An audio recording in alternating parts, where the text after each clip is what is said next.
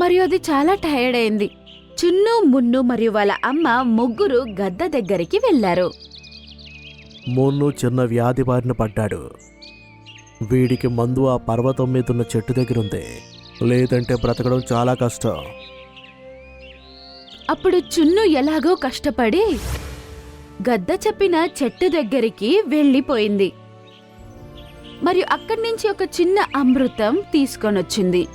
గద్ద దాన్ని మున్నుకి తినిపించాడు మరియు మున్ను మునుపటిలాగా మారిపోయింది.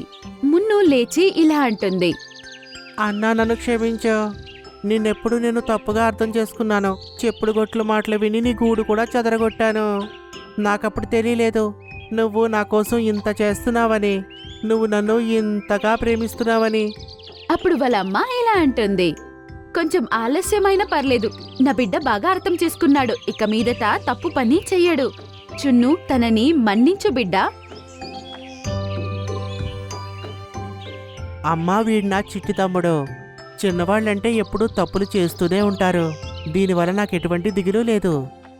ఇద్దరు సహోదరుల మధ్య ఆ ప్రేమ చూసి అమ్మ సంతోషిస్తుంది మరియు చున్ను, మున్ను ఆ రోజు నుంచి చాలా సంతోషంగా జీవిస్తున్నారు.